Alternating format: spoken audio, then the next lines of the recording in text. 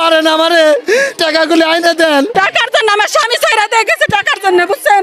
কয়েক হাজার গ্রাহকের শত কোটি টাকা নিয়ে একটি এনজিও কিন্তু এলাকা ছাড়া হয়েছেন। দর্শক, আমি এখন অবস্থান করছি মানিকগঞ্জের সিংগার উপজেলার জামশা এলাকায়। গ্রাম মানবিক উন্নয়ন নামে একটি এনজিও। এই এনজিও কিন্তু গ্রাহকের প্রায় 100 কোটি টাকার মতো এলাকা থেকে আমানত সংগ্রহ করে এলাকা থেকে তারা পালিয়েছেন। টাকার জন্য আমার স্বামী ছাইরা দিয়ে গেছে, টাকার জন্য, বুঝছেন।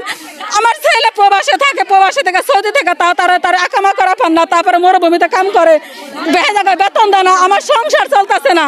আমি আজকে রোজায় গেছে, রোজার মধ্যে একটা শরবত মধ্যে একটা খেজুর বন্ধ আমি খেয়ে ফেলে ধরে এসে সিকির পারছি, কাকা আমার টাকা দেন, আমার টাকা দেন। কালকে আমার ভাইয়ের টাকা আসা চাইছে, আমার বাইরে ধরে 4 জনের ধরে পিটাইছে আমার ভাইটারে। কয়েকশো গ্রাহক কিন্তু আজকে আমরা এই দেখছি যে কয়েকটি বাড়িতে তারা অবস্থান নিয়েছেন, তাদের বাড়ি ঘেরাও করছেন এবং দেখাতে চাই যে এখানে অনেক গ্রাহক রয়েছেন যারা এই টাকার দাবিতে এদের বাড়িতে অবস্থান করছে। আচ্ছা, আপনি তো এখানে টাকা রেখেছেন, হ্যাঁ, কত টাকা রেখেছেন এবং এখানে আজকে কি আপনাদের কি কাজে টাকা দিব আর আমাকে আসার জন্য মাইকিং করছে।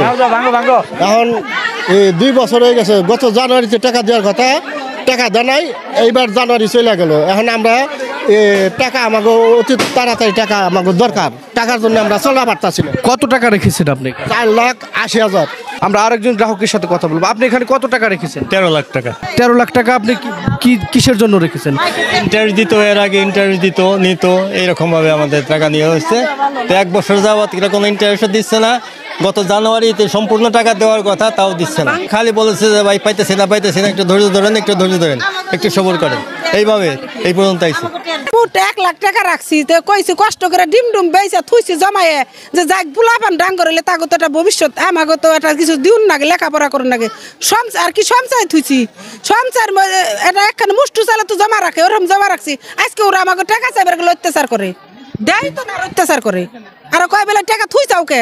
আচ্ছা, আপনি কত টাকা রেখেছেন? আমারও 1,35,000 টাকার মতন আসছে।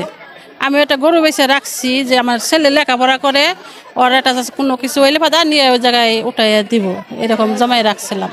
তো এখন দিতেছে না, চাইবার আসি কয় পাইবেন, দেরি আছে, এখন দিব না, পরে দিব, এতে এরকম বলে। 40 লাখ 50 লাখ করে টাকা। আপনি কত টাকা রেখেছেন? আমার 2.5 লাখ আর হলো 5,000। আমার নাতিনের কটাও টাকা, আমার নাতিনের সারান দিব। এ কত কইলাম, তা উজ্জ্বল করি সারান দিছে না, সেটা এগুনি যে দেয় না, দিমু। 15 বছর বিদেশ করে এই জায়গায় আমি টাকা রাখছি 18 লক্ষ টাকা।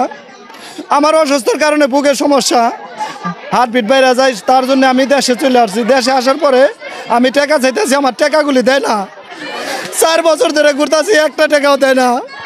আইলে টাকা গালিমন্দ করে আফজাল, আমজাদ, উজ্জ্বল, তারপরে হাবিবুল্লাহ এবং কি গাজী চেয়ারম্যান, এরা টাকা চাইলে গালিমন্দ করে, টাকা দেয় না। কাল আমি আইছি একলা, আমজাদ আর বাদুল বাস নিয়ে আইছে আমার মারার জন্যে, আর ওর 2 চাচতো ভাই আমার মারার জন্য আইছে। আমি একলা পরে আমি দৌড়ায় পলাইছি, তাছাড়া আমার মাইরা পলাইতো। আপনার কাছে অনুরোধ, আমার আপনারা সেভাবে পারেন আমারে টাকাগুলি ব্যবস্থা করে, প্রশাসন আছেন, বড় বড় কর্মকর্তা আছেন, আমাদের টাকাগুলি আইনে দেন। আমরা অনেক কষ্টে আছি, আমি আমার বাপ মায়ের চলে অনেক কষ্ট আমি চলতেছি। আপনার কাছে অনুরোধ, আপনারা এই পুরা প্রচার করে দেন, শেয়ার করে আমার এই কথাগুলি আপনারা সবাইকে জানাই দেন। আমার এই টাকাগুলি আমজাদ এবং উজ্জ্বল আর হলে গাজী চেয়ারম্যান এই টাকাগুলি জানি দেয়া দেয়।